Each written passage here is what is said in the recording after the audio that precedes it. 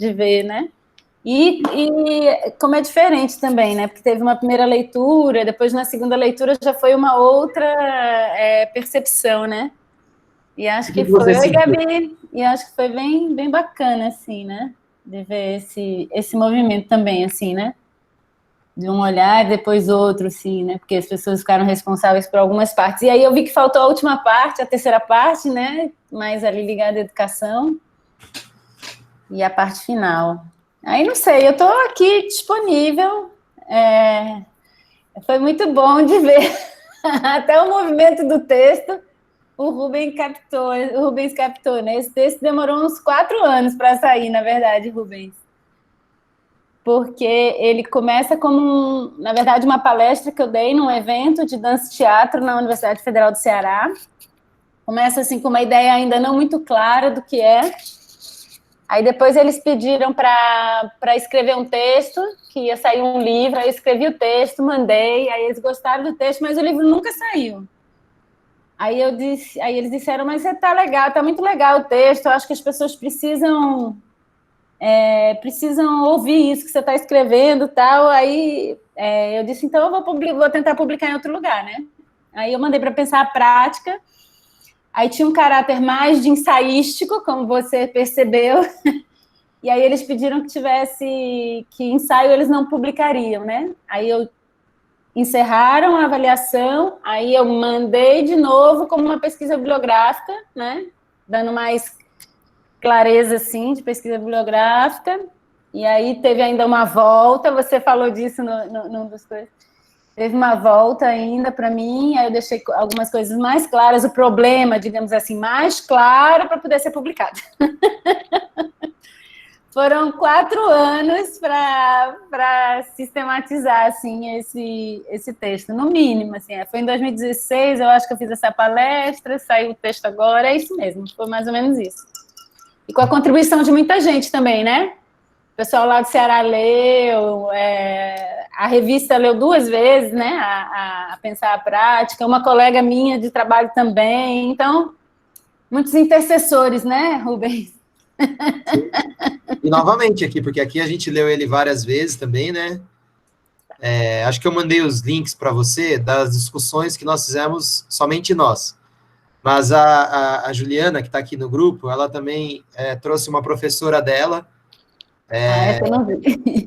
Esse vídeo foi para uma outra direção a discussão, né? Mas ela nos ajudou a entender as referências que você traz da dança, que a Ju tinha conhecimento, mas nós outros aqui, acho que a Gabi também, mas nós outros estávamos boiando, né? Na Laban, que é isso, né? E aí essa outra professora ajudou com essas referências modernas e tal, né? Então, assim, acho que já é o 4º encontro que a gente está no texto, na verdade, encerra com a autora, né? Legal, assim, acho que é o momento de alguma dúvida, alguma questão, alguma coisa que ficou por parte deles, eu acho que é o momento. Mas antes de passar, Adri, o que você achou dos vídeos? A gente chegou perto da discussão do texto, era aquilo mesmo? Ou tem algum conceito central que a gente não captou ali?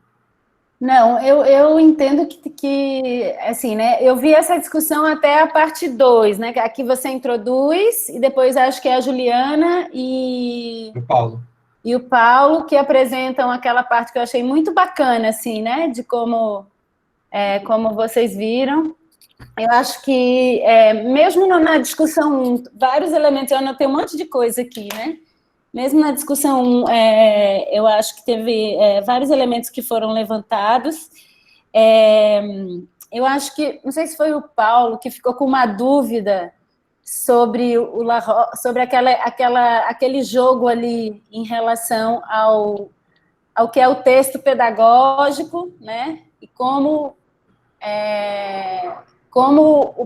porque essa ideia, né, de educação como experiência digamos, uma aproximação pedagógica sobre o processo de ensino-aprendizagem, né, digamos assim. E que o La Roça vai chamar isso, né, ele vai dizer que, na verdade, o texto pedagógico é um estilo literário, ou seja, quando a gente tem um olhar pedagógico sobre a coisa, a gente está mudando a coisa, né? A gente está produzindo uma outra coisa, né? Mas ele traz uma uma dúvida ali no final sobre isso, né? Mas o que o La Roça vai dizer é que o próprio texto, ou seja, no caso aqui o nosso texto é a dança, né? O próprio texto tem em si, ou carrega em si, as possibilidades de subverter os nossos próprios discursos pedagógicos, né? Então, é um jogo de ação de um sobre o outro o tempo inteiro. O discurso pedagógico não é ingênuo, né? Ele é em si um texto, né? Então, hoje em dia, inclusive, se fala como sendo um estilo literário, ou seja, né? O discurso pedagógico é um estilo considerado um estilo literário. Então, ele age sobre aquilo, né? Os textos. Porque isso está no livro do La Roça, está no livro do La Roça, no Pedagogia Profana, né? Onde ele vai falando dos textos do romantismo alemão. Eu não sei se você conhece esse livro, Rubens? Pedagogia Profana, do La Roça? Então, a única coisa que eu li do La Roça é um texto dele que está no Sujeito Foucaultiano. Ah, tá. Não, então, mas é que ele ficou com essa dúvida e eu achei bem bacana e acho que é bem importante também, né? Porque a gente lida com, por exemplo, quando a gente lida com cunho cultural, a gente está lidando com um discurso pedagógico, né? Que vai agir sobre os textos, sobre os arquivos, sobre aquilo que a gente está se debruçando, né? Mas essa dança, digamos assim, que é o nosso texto aqui, né? Essa dança também vai agir sobre o currículo cultural, digamos, né? Sobre o discurso do currículo cultural. Como essa dança também vai agir sobre a ideia de educação como experiência. É isso que está lá no finzinho do texto eu não sei se foi o Paulo que trouxe essa dúvida, que eu achei bem bacana, né? Bem bacana. É um paradoxo, digamos assim, mas é essa ação, né? É essa ação o tempo inteiro de um sobre o outro, né? De o que Deleuze vai chamar das ressonâncias, né? Na verdade, você está agindo sempre um sobre o outro e isso vai criando ressonâncias. Mas, enfim, isso foi uma das coisas que me ficou. Mas eu achei a leitura assim, eu disse, nossa, então tá claro, então tá claro. Porque mesmo para quem é de dança, não é tão fácil esse texto. Assim, mesmo para quem é, digamos, da dança, ele não é assim tão fácil e tão óbvio, né? Nós não achamos fácil, não. Nós destrinchamos em pedacinhos, né? A gente foi estudando ele, juntou várias pessoas aqui, né? Eu mais acostumado com a leitura da filosofia da diferença, o Paulo, o Helder, a própria Gabi. A Gabi, a Juliana e a Júlia vieram com conhecimentos de dança. Não foi fácil, não. Foi difícil, assim, compreender. Por exemplo, eu apresentei um pouco dessa ideia, né? Um pouco dessa ideia há 2 semanas atrás, num grupo de pesquisa de educação física, mais ligado à estética e à filosofia e tal, e ficou um pouco assim, né? Porque, na verdade, esse texto, ele apresenta uma ideia que eu desenvolvi um pouquinho mais no relatório de pesquisa e agora mais num texto que eu produzi para tentar ver se sai como livro. É uma ideia que está no André Lepec, é uma ideia que, de certa forma, está na Sabes, que eu cito aí. É uma ideia que é assim, que eu estou chamando de a dança que não se movimenta, mas move. Né? Por conta dessa ideia do sujeito moderno automotivado, né? E aí não foi tão fácil assim de compreender o que era essa dança que não se movimenta, mas move, né? Mas aí quando vocês vão lá para a discussão sobre ontologia e axiologia, é isso, né? A pergunta não é tanto o que é essa dança, mas o que essa dança pode. E ao perguntar o que a dança pode, a gente está perguntando como é que ela move, né? O que ela move, como é que ela pode mover os corpos, os mundos, né? as subjetividades, etc. Então, quando eu disse, eles sacaram que estava aqui, né, nessa mudança da ontologia para a axiologia. Achei super legal, assim, acho que foi a Júlia, né, que falou disso. Achei super, super, super legal.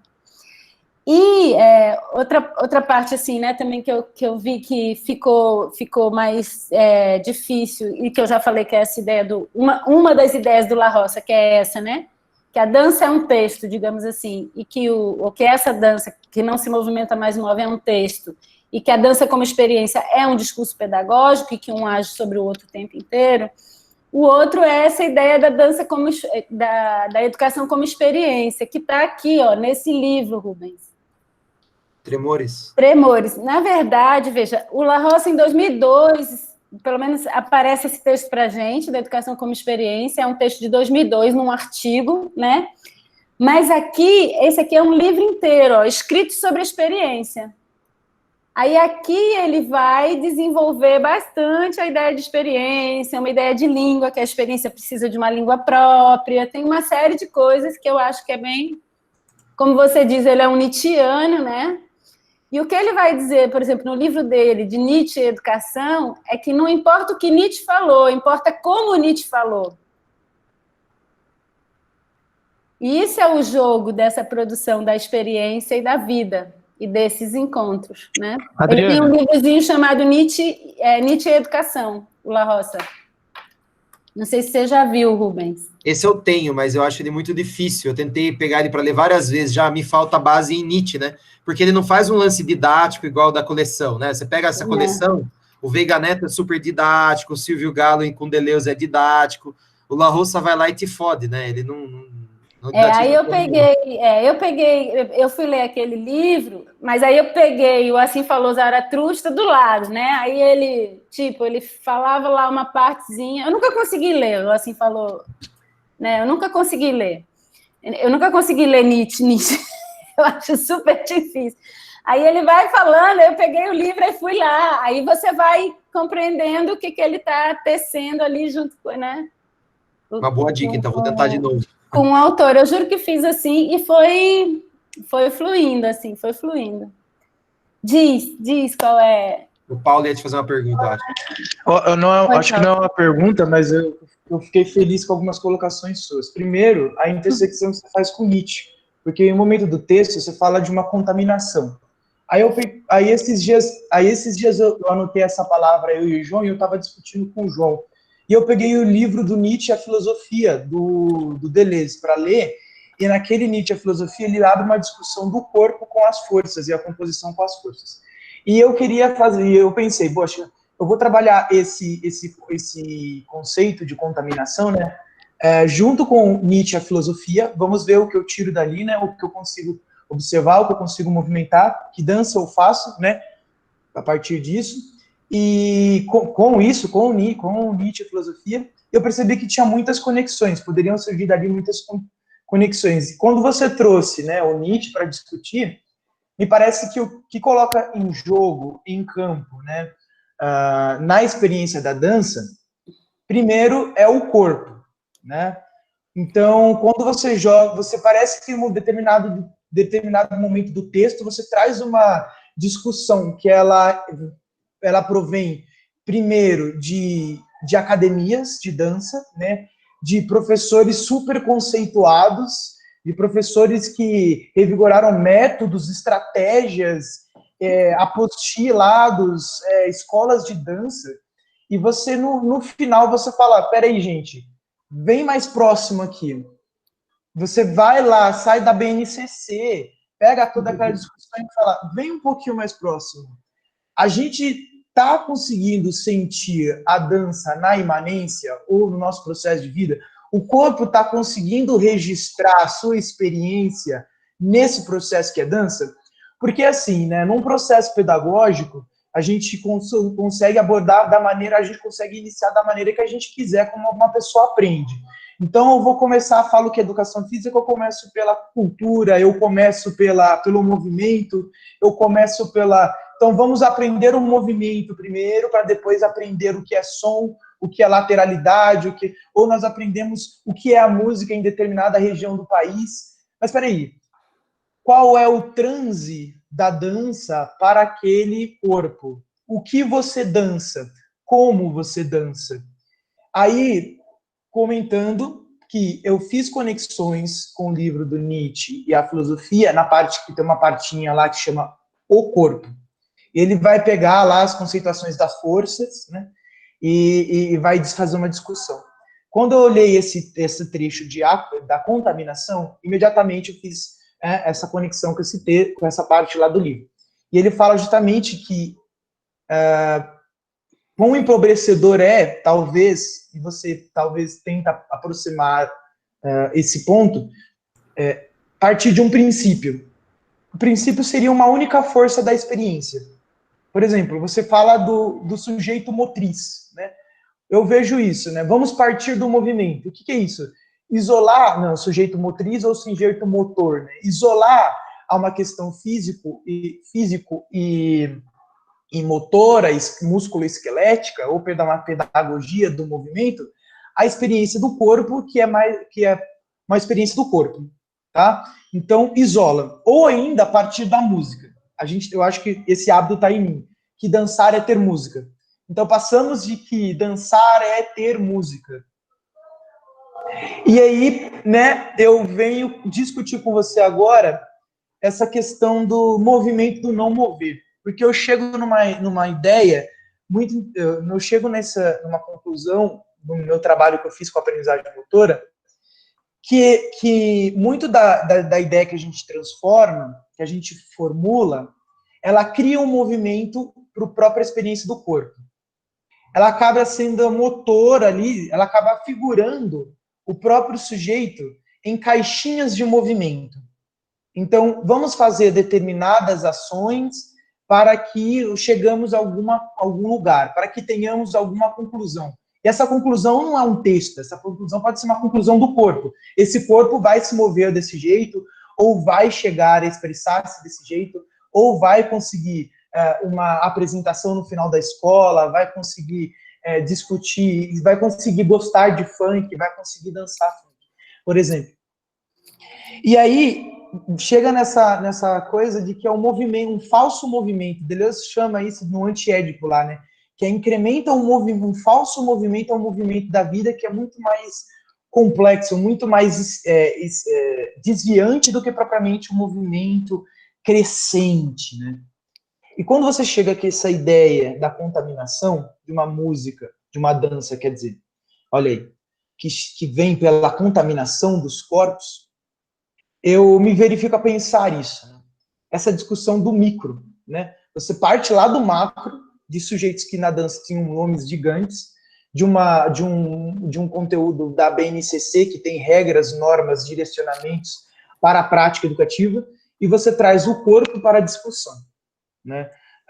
Então você vem, parece que essa contaminação da dança, ela vai passar por forças de, primeiro, restrições, né? Porque o que pode um corpo que dança que eu posso, que dança que eu não posso, e isso não é respondido por, acho que, nenhum material escrito, mas pela própria imanência, né? Então, por isso que você entrega pistas no finais, não direcionamentos, né?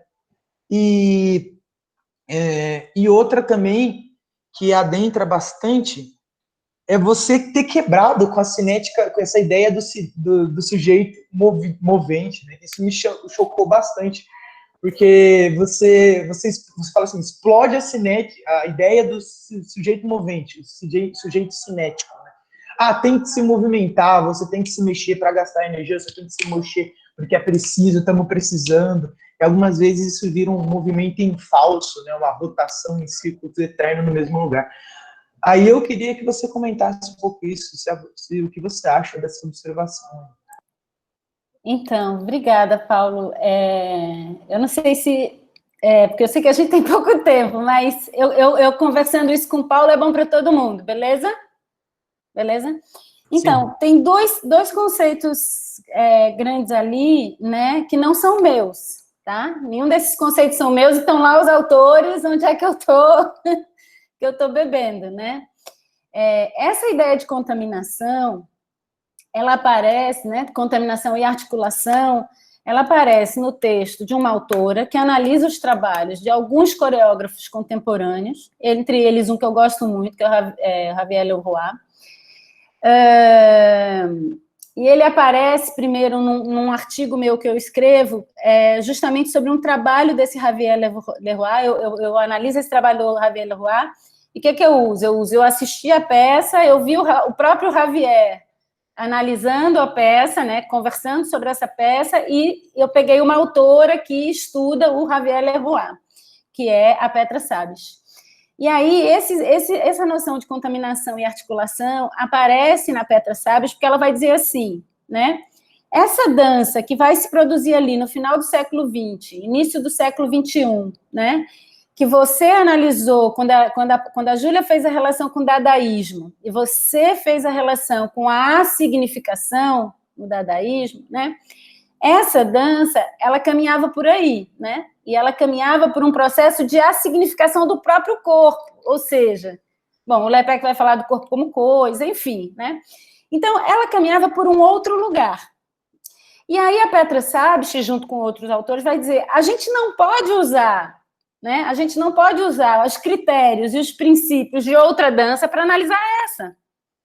Porque o que aconteceu foi, né? O que aconteceu, o que marca uma dessas discussões é que um desses coreógrafos, que é o rei da assignificação, que chama Jérôme Bell, vai se apresentar num festival de dança, e um cara que está na plateia sai... Eu acho que é ele sai da apresentação do espetáculo do Jérôme Bell. Eu acho que é o The Last Performance, que é um espetáculo do Jérôme Bell. Ele sai e ele processa o festival, porque ele diz que pagou para assistir dança e aquilo não era dança. Porque ele não via ali pessoas saltando para cima, para baixo, se movendo ritmicamente com música ou sem música. Então, como ele não via isso, aquilo não era dança. Então... eu estou usando os critérios de uma maneira de pensar a dança, que é essa dança em torno do movimento, que é quando a dança ganha esse estatuto, né? O movimento ganha o estatuto de ser o centro da dança, e aí o André Lepec fala disso a partir de um outro autor, né? Que é ali com a dança moderna, que o movimento vira, né? Dançar é movimentar-se, com o próprio Laban é isso, né? Dançar é a possibilidade de manipular movimento, por isso qualquer corpo pode dançar, né? Qualquer pessoa pode manipular os seus movimentos. Então, eu uso esse critério para olhar um outro tipo de dança que tinha feito uma série de rompimentos, né? E que não dava conta. Então, a Petra Sabis vai dizer, a gente tem que encontrar outros critérios e outras maneiras de olhar para isso. E aí, ela traz a noção de contaminação. O que ela está dizendo? Produzir dança é relacional, né? Não é imitativo, não é um somatório de coisas. É relacional, né? Eu tenho música, corpo, chão... tenho movimentos, e isso um vai contaminando o outro, um vai agindo sobre o outro. É nesse sentido que ela traz a ideia de contaminação como um processo, né, geracional, e da articulação como um processo composicional, ou seja, eu vou usar a articulação para poder compor dança a partir desse processo intenso de ação de um sobre o desses elementos, né? Da ação desses elementos de uns sobre os outros. É nesse sentido aí que ela vai pulsar, né? E aí, quando você relaciona com Nietzsche, é nesse sentido, uma série de elementos que estão ali e forças que estão ali o tempo inteiro agindo uns sobre os outros. Por isso ela vai chamar, né, da contaminação como um processo geracional da dança. Dança é relacional. Né? Acreditar que a dança se parte do movimento, acaba partir do movimento, no caso dessas pessoas mais fundamento da dança, né? Você acha que acaba criando uma relação muito reativa com a dança, com a dança? Reativa em que sentido? No sentido de representar o que é uma dança, o que é o que não é uma dança. Como você vê isso, tipo, na dança mesmo? Então, essa é a outra questão, né? Essa é a outra questão que se coloca. Essa dança, né? Essa dança que ele fala do isomorfismo, né? Dança-movimento, ela estava dentro ali do todo o processo da dança moderna, muito relacionada à significação, né? Essa ideia de representação e significação. Essa dança estava... Essa daqui não, ela está rompendo com esses elementos. Ela está, digamos, eu não gosto nem de falar, mas ela está deslocando, né? Eu prefiro, porque romper tem uma ideia, assim, de ação e reação, que eu não acho que é isso que acontece. Eu não acho que é isso. Eu acho que você está propondo e produzindo outras coisas e você está deslocando, né? Isso. Bom, isso está em outros autores também que vão falar disso. Então, essa dança estava muito relacionada a isso, né? E aí, ao ir propondo esse deslocamento, o que eu via, e aí foi uma observação muito empírica, que depois eu encontro nesses autores um caminho para sistematizar, uma observação muito empírica, é que havia um deslocamento dessa ideia de movimento, né, para corpo, ou seja, dentro da própria linguagem de quem faz dança, quem aqui faz dança, né, quem faz dança moderna, contemporânea, etc., o que a gente procurava nos anos 80, 90, era uma pesquisa de movimento. A gente falava muito de pesquisa de movimento, né? Vamos fazer uma pesquisa de movimento. E a própria dança moderna, de certa forma, criou léxicos de movimento, ou seja, criou um vocabulário de movimento. Se eu pegar a Martha Graham, né, Paula falou disso, digamos, a dança moderna que a gente conhece bastante é a da Martha Graham, né, porque se caracterizou, mas você tem o Merce Cunningham, apesar dele trabalhar numa perspectiva muito abstrata de movimento, mas ele cria um léxico.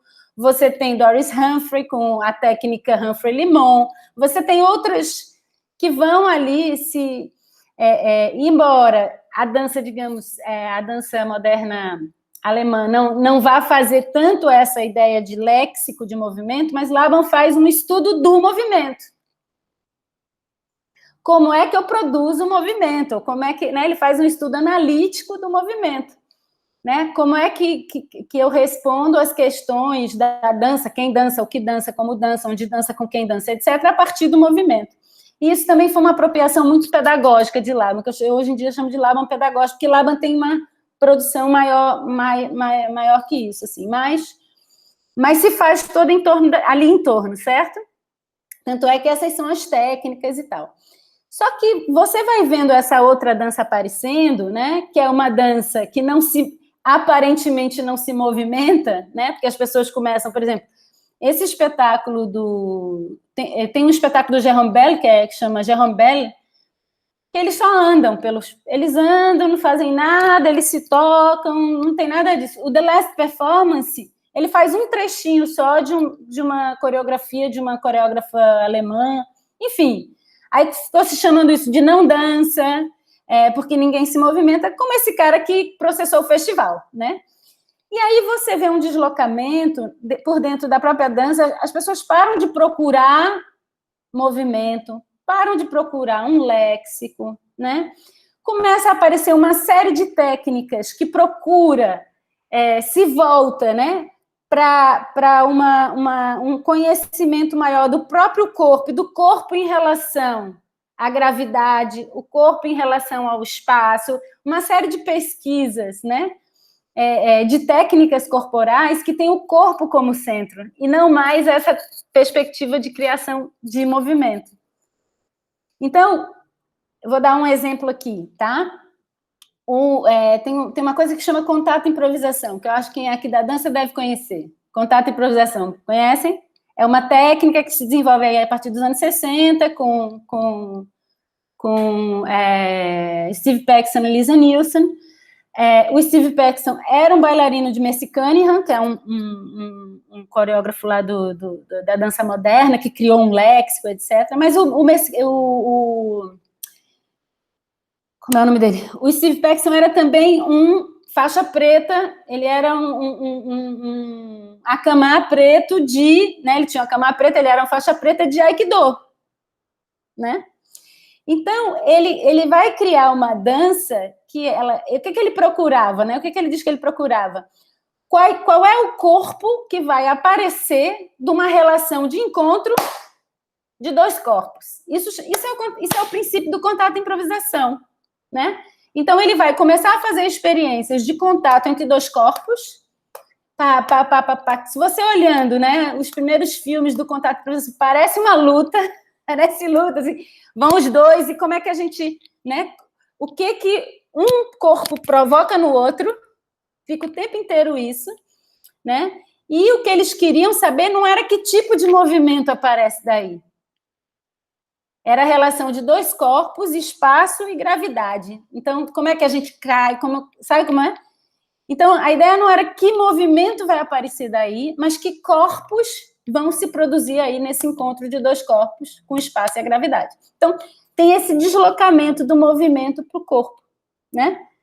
Do ponto de vista até técnico, de como eu vou produzir esse corpo para dança, sabe? Como é que eu vou produzir agora os dançarinos? Como é que... Entende? Então, eu percebi isso muito empiricamente, que começa na minha pesquisa de doutorado, porque eu fui observar 5 professores de dança, licenciados em dança, dando aula em escola, certo? E aí eu fui pesquisar métodos e não sei o quê, de como eles ensinavam, qual era a melhor maneira, e eu olhava para aquilo e eu... diário de campo, anotava tudo, não sei o quê. Eu tenho uma habilidade muito grande, por exemplo, eu assisto uma aula, eu sou capaz de escrever tudo que a pessoa fala, né? Se o Rubens... Outro dia eu mandei para ele a gente assistiu uma live de uma filósofa, né, uma estudiosa lá da filosofia, eu anoto tudo que a Mariana fala, eu consigo, assim, enfim, então eu ia lá e escrevia tudo. Quando eu ia analisar, que eu queria ver os métodos e a dança que se ensinava e não sei o que, eu disse, mas só se fala de corpo aqui. Ninguém dá aula de dança, eu não via ninguém falar de balé, de dança moderna, não, frente, trás, eleva o braço, abaixa, flexiona, não sei o quê. Assim, eu disse, tem alguma coisa estranha aqui. Isso foi minha tese tem alguma coisa estranha que todas as metodologias que eu estudava sobre como ensinar dança, né? Eu vou fazer uma classificação aí de metodologias subjetivistas, objetivistas, interacionistas, não sei o que, isso nos anos 90, faz tempo. Não dava conta dessa ideia de dança como corpo.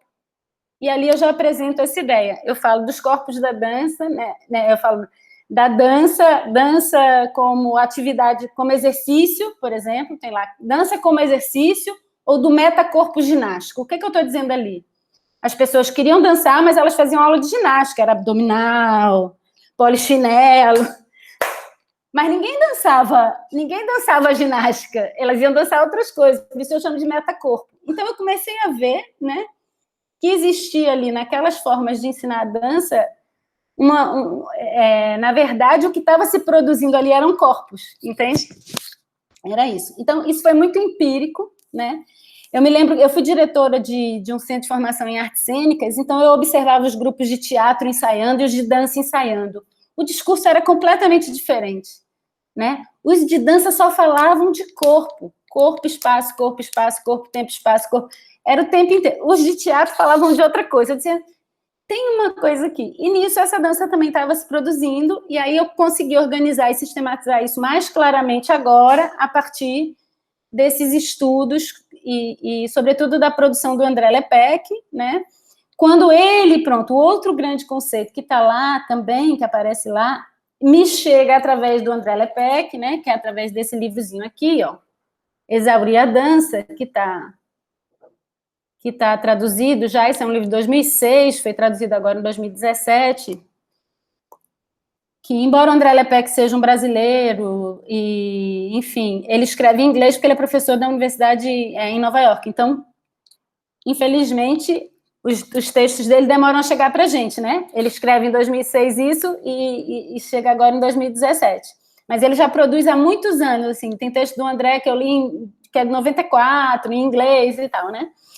Então, ele me traz essa outra noção que você está falando, né? Que é do idiota moderno, automovente e é automotivado, gente. Isso é que é... Porque aí, Paulo, você tem razão, quando isso expande para tudo, né?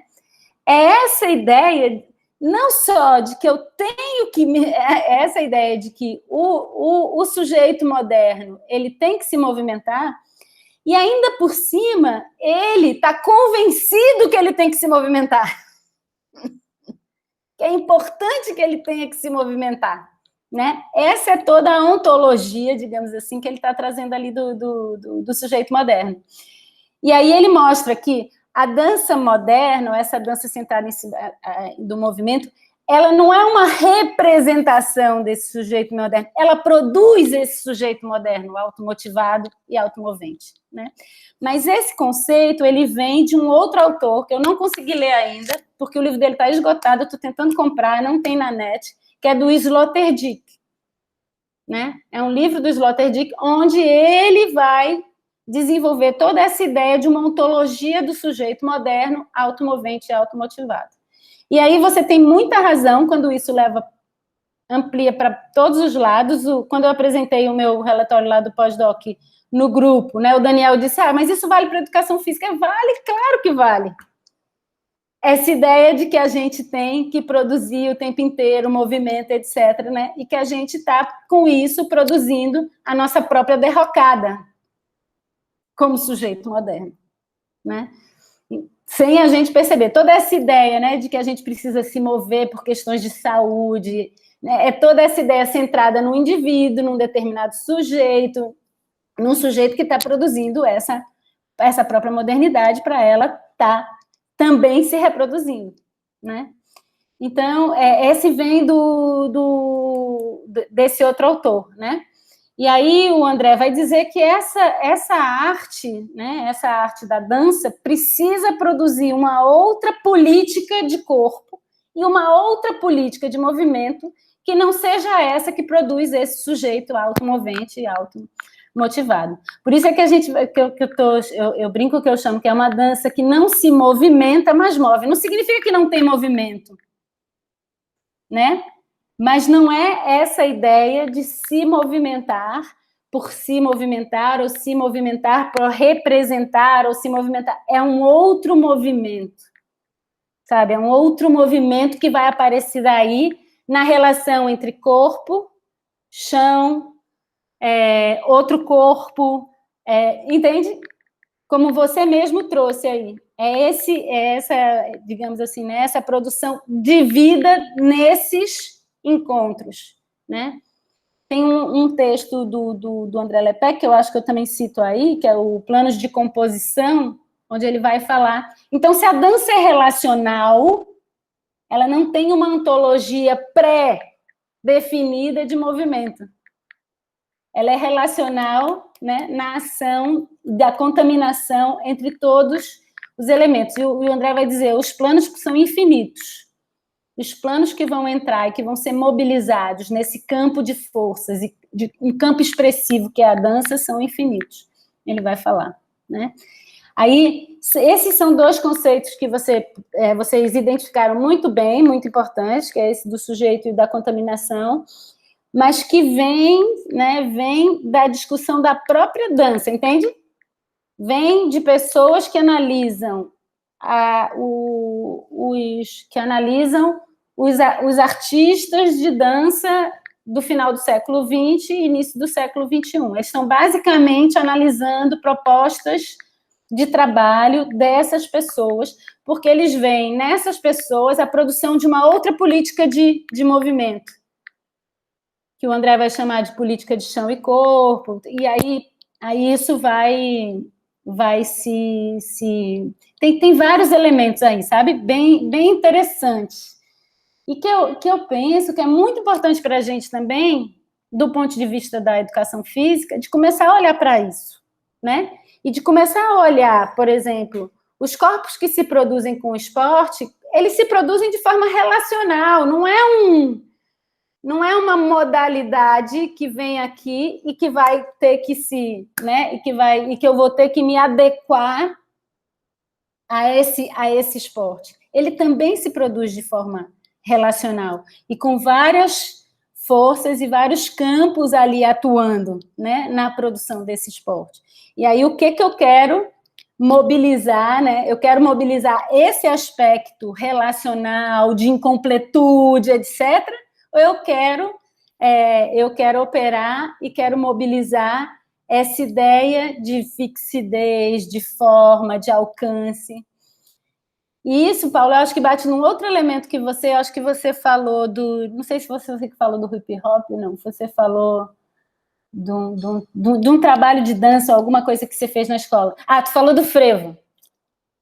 E aí você vinha falando do balé, e disse, mas eu vou falar do frevo. Você falou do frevo, eu acho, não foi? Acho que foi na aula. Eu falo tanta coisa que eu acho que foi do frevo. Claro que existe. Então, o arquivo frevo, né? E o frevo como referência existe. O referente existe. Mas a cada vez que eu faço frevo, eu produzo um frevo. E eu produzo um corpo de frevo. A cada vez que eu faço. O arquivo, né, o que eu mobilizo ali, o que vem, né, do movimento, eu trago o chão do frevo, eu trago toda aquela coisa do frevo, ele vai entrar num estado de relação. E, para mim, isso vale para todas as práticas corporais, quando elas vêm.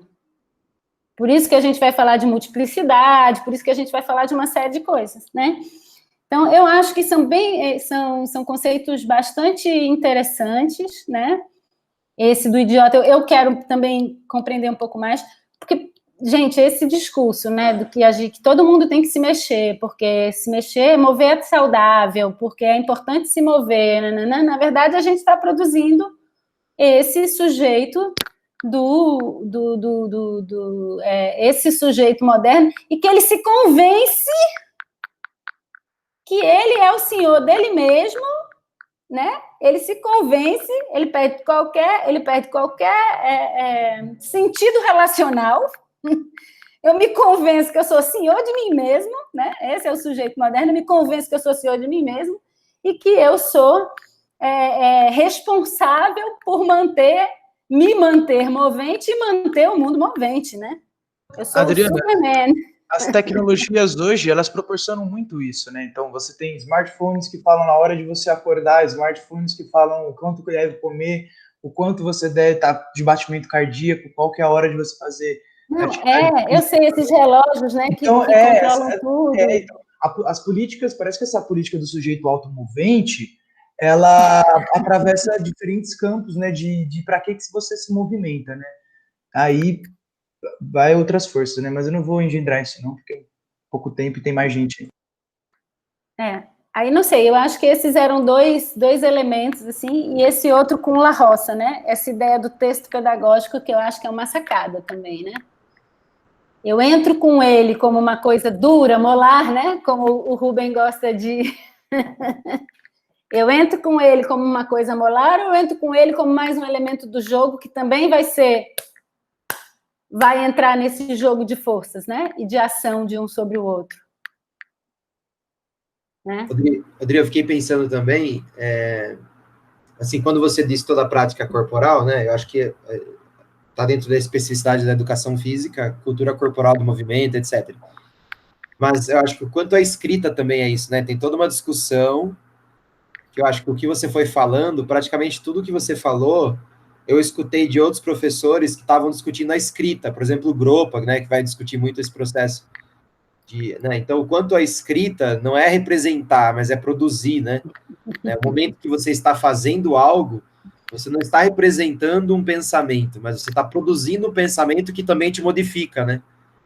Então, eu concordo que a dança, não posso falar pela dança, mas escutando vocês, né, que dançam, então a dança é produção de um sujeito, né? Como toda prática corporal, né? Então, nas lutas, esse processo talvez seja mais autoevidente na medida em que a imprevisibilidade da resposta do adversário força a uma impossibilidade do engessamento técnico, como é possível você vislumbrar em algumas danças. Mas, mesmo assim, as doutrinas, as disciplinas das artes marciais buscam engessar essa resposta, criando katas, criando uma série de coisas que vão tentar, né, embutir uma produção aí, né, movente. Mas não sei, eu fiquei pensando também na escrita nessa chave que você dialogou aí. E é bem isso, Rubem, porque, lembra, uma das coisas que eu, no grupo lá, com o grupo lá do GPF, que eu implico desde o início, eu fico brincando, minha gente, os relatos não são uma descrição do que foi. O relato é uma invenção. O relato é outra produção, né? No momento que você escreve o relato, você age sobre o que você fez, você vai agir sobre os outros. É essa a ideia, né? O relato é em si, não posso ter a ilusão de que um relato é uma descrição daquilo que aconteceu na aula. É uma outra produção. Então, nesse momento, eu estou produzindo educação física também, eu estou produzindo currículo cultural com o relato, né? Do mesmo jeito que quando eu estou na aula, eu estou produzindo currículo cultural. E o relato age sobre o currículo cultural do mesmo jeito que o currículo cultural vai agir sobre o relato e assim vai, né? E aí, Rubem, é uma coisa que a gente está discutindo agora lá e que para mim não era evidente, a gente está discutindo no grupo e que, por exemplo, quando você fala isso, né, da imprevisibilidade do outro, né, isso é a vulnerabilidade, isso é a falha, isso é esse espaço, né, esse espaço de defasagem. E na dança também, cara, o corpo falha, eu nunca consegui dar 2 piruetas seguidas. Entende? Você fica lá, e o corpo vai te dar uma rasteira, quer dizer. Agora, isso para mim vai ser, né? Isso para mim vai ser um espaço de produção, ou isso para mim vai ser né, eu pegar a falha, o erro, como um espaço de produção, ou isso para mim vai ser um grande problema porque eu não alcancei eu não alcancei aquele lugar. Entende? Isso tudo eu vejo isso como relacional ou eu vejo isso como um erro diante de um plano motor, né? Vamos falar aqui com a aprendizagem motora. É um erro diante de um plano motor ou é um espaço de produção, né? Nesse lugar aí de você produzir uma outra política, digamos assim, de movimento, né? Eu fico pensando bastante nisso. E aí, Rubem, para mim, você sabe que como eu entrei lá no grupo discutindo a questão da linguagem, e vocês também trouxeram isso da questão da linguagem, é uma outra visão de linguagem também, né? É uma perspectiva de linguagem que vai aparecer nos estudos da linguística, ali nos anos 50 e 60 do século passado, com Austin, que é a ideia produtiva da linguagem. Eu estou estudando um pouquinho isso agora para poder entender mais, né? Que é a ideia de produção que existe na linguagem, ou seja, sempre que você faz um texto, você fala, você não está só comunicando, você está agindo sobre a outra pessoa, né? Você está agindo sobre aquilo que você sobre aquilo que você está falando né? É a ideia. Sendo que tem toda a construção de uma materialidade da cena e da cena do reconhecimento para que isso, por exemplo, a gente está discutindo um bocado isso assim, por exemplo, quando o juiz diz assim, declaro-vos marido e mulher, ele não está simplesmente criando uma representação de marido e mulher. Aquele homem se transformou num marido e aquela mulher se... Mas é o juiz que está falando. Então, existe toda uma cena de produção também dessa linguagem, né? Não é só a linguagem, existe uma cena de reconhecibilidade aí que vai criar essa produção. Então, também não é qualquer texto e qualquer relato, né? Existe uma cena de relatos que se constituem aí dentro do currículo visual, etc., que estão produzindo, assim, ali língua e linguagem e ação, entende? Sim. Então, eu acho que é a gente operar com linguagem nesse sentido produtivo, não linguagem só com sentido de representação e comunicação, né?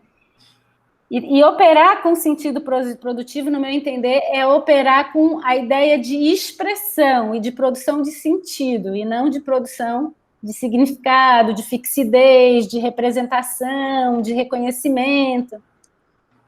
Agora, a gente sabe fazer isso? Não, a gente não sabe. A gente vai...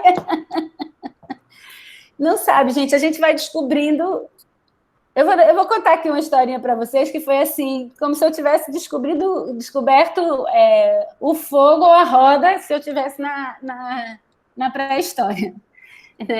Assim, eu agora, durante a pandemia, desculpa se eu estou falando muito, já sou meio-dia, Rubem, eu vou terminar só com essa historinha, para vocês entenderem como a gente não sabe, né? Fica à vontade. Durante a pandemia, eu estou mantendo um grupo de... Eu tenho um projeto de extensão que chama Dançarte na universidade, e um dos grupos que a gente tem, que eu consegui manter durante a pandemia, são pessoas com mais de 50 anos, enfim, né? Nem 60, 65, mas a maior parte delas tem mais de 60, mas tem algumas mais novas e tal. Eu estou mantendo isso. E eu tenho 4 estagiários, 2 monitores, e a gente tem tentado ver como é que a gente consegue permanecer produzindo dança numa perspectiva de criação, e não de reprodução, de exercício, né? Aí dois fatos aconteceram.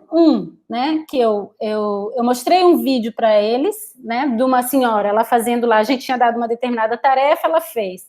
Eles olharam e só viram que ela tinha problema de mobilidade, de não sei o quê, sabe? Que o ombro dela não subia, que não ia para frente, que não ia para trás. Eu disse, tudo bem, mas ela está dançando? Tá dançando. Eu disse, então isso é que importa pra gente, né? Então, o olhar, vejam, eu tô há 6 meses com esse pessoal fazendo dança por vídeo, e o olhar que eles tiveram ali naquele momento não era um olhar de um corpo que está se produzindo e dançando, embora a gente fala disso, né? Teve isso. E no outro foi, uma aluna preparou uma aula, ela foi dar pra gente, que era uma aula que ela ia dar para uma senhora, e ela fez a partir da perspectiva de Laban, né? Da perspectiva de uma coisa que em Laban chama as ações do esforço, que vocês se remeteram a isso, falando do socar, as ações do esforço, que é a dinâmica em Laban, né? Ela pegou a questão do tempo, rápido, lento, e do peso, leve e pesado, né? E aí ela foi dando aquela aula pra gente, e eu dizia, mas tem alguma coisa que isso gera movimento, não é isso que a gente está procurando, né? Eu ficava pensando, isso gera movimento, não é isso que a gente está procurando. Até que eu cheguei, claro, a partir também de técnicas de dança, eu disse, isso não está fazendo com que eu esteja mobilizando esse corpo de forma relacional, né? Mas sim um conceito do que é leve e pesado, e eu vou, a partir disso, criar movimentos leves e pesados. Eu disse, Adriana, o nome dela é Adriana, eu disse, Adriana, quando você estiver com a pessoa aí estabelece o elemento relacional, que é a gravidade. Só isso. Já não é mais produzir movimento, mas como é que o meu corpo se produz na relação com a gravidade. Entende que é uma mudança muito sutil do olhar sobre o que é o corpo. Mas, assim, eu não sabia como falar disso. Embora tenha técnicas que vão trabalhar com isso, e algumas até vêm da dança moderna, do Humphrey Limon, alguma coisa ali, mas ali que era produzir movimento, com a ideia de que é de suspensão, né? Mas quando você traz para a crueza da relação de um corpo físico, material, com a gravidade, aí eu mudei o foco. Não importa mais essa ideia de que formas ou movimentos está vindo ali, mas como é que eu produzo esse corpo ativo na sua relação com a gravidade. Por isso que eu digo, eu não sabia, assim, como lidar com isso numa aula que ela vai dar de 1 para 1 com uma senhora. Não sabia. Né? Então, vamos falar respiração, corpo, gravidade, para ver o que isso gera nesse corpo dessa senhora, que se vê como um corpo saudável, um corpo... Elas têm muito esses textos, né? Mas que, enfim, é bem, bem legal. Então, Paulo... É preciso a invenção da aula também, né? Hã? É uma invenção da aula também. Exatamente, no encontro. É uma invenção do problema, né? Porque você coloca o corpo em uma nova relação, e uma invenção da aula, porque Exatamente. Você coloca a ação, né, que você vai construir ali com o outro corpo. Né? Então, e não tem como aguardar alguma coisa, porque você vai falar assim, qual que é a relação que a minha aluna vai produzir com a gravidade? Não sei, você acabou de inventar esse problema você não sabe, vai rolar, entende? É uma invenção da aula, né, uma invenção do problema, E dos encontros. E do encontro, né? E do encontro da aula. Como O La Roça, ao falar disso, da experiência, ele fala muito do encontro, né? E ele fala da língua do encontro, da conversa, dessas coisas. Então é isso, quer dizer, nunca aconteceria. Olha que eu falo, gente, tem uma mudança da perspectiva labaniana para os princípios da técnica de release. Eu falo disso o tempo inteiro, né? Como é que Laban olha e como é que a técnica de release olha. E isso tem a ver com a relação corpo-gravidade, Mas eu não sabia como mobilizar isso numa aula com elas e elas com as senhoras. Se a Adriana nunca tivesse dado aquela aula para a gente, que estava eu e as outras meninas, e tem uma pessoa também lá do Rio Grande do Norte agora colaborando com a gente, nunca ia aparecer isso também, né? Às vezes acontece e às vezes não acontece também, né? Não só não tem, que isso é a invenção dos problemas, né? De como a gente faz as perguntas, né? Mais do que como a gente chega nas respostas, mas de como a gente faz as perguntas, né? Tá aí a Virginia Castrup, que vocês também leem. Mas é isso, portanto, olha, tem que estar com o corpo aberto para isso, né? Tem que estar disponível por todos os lados, para cá, nas costas, atrás do joelho, em todo canto, disponível para isso. É isso, Rubem, não sei se foi legal, mas a leitura que vocês fizeram fiquei super, super contente, assim. Agora, fiquei pensando, né? Porque também é um grupo muito especial, no sentido de que tem um monte de gente ligada à dança, isso é uma, né? E tem gente também que atravessa um determinado tipo de leitura, né? Que também ajuda a ler o texto, embora em nenhum momento do texto eu me remeta a Deleuze, a não ser quando eu trago contaminação e articulação, que a Petra Salles se refere a Deleuze. E, obviamente, o Lepec também está muito... No escrito do Lepec se atravessam muitos autores, né? Muitos autores. Deleuze-Guattari é um deles, mas Foucault muito fortemente, muitos autores. Muitos autores da teoria crítica também, né? Porque em inglês, eu já conversei isso com o Rubem, né? Em inglês, critical theory envolve todos esses autores. Não tem essa demarcação, me parece, que a gente faz aqui, sabe? Critical Theory vai entrar Deleuze, Guattari, Foucault, toda essa gente vai entrar também nessa ideia do que o Lepec fala, que ele quer fazer ele faz uma teoria crítica dessa dança, né? É isso. Eu acho que foi ótimo, Adri, obrigado, gente, que acho que não foi mais uma produção, não foi não tiramos dúvidas. Não tem nem pretensão disso. Nós fomos para outros lugares, fizemos rizoma, construímos novos conceitos, e você tem razão, é um grupo bacana, tá legal esse PIBIC diurno, porque tem um pessoal da dança forte, né? Então são meninas do primeiro, segundo, terceiro período, ou começando no grupo agora, mas que vem da dança com essa base. E aí o pessoalzinho que tem lido Deleuze já há 1 ano ou 2 aí, tá com uma bagagem de leitura bacana. Então essa conexão aí eu achei que foi bem legal, bem potente. E a sua participação também fechou aí com chave de ouro esse processo. Nós agradecemos muito aqui a sua participação. Eu que agradeço. Da outra vez que eu vim, eu mandei um texto do Lepec para vocês, que eu acho que foi o plano de composição, né? Exato. Foi o plano de composição. Muito difícil. Talvez hoje a gente conseguisse dar mais conta daquele texto. Se voltar nele, acredito que sim.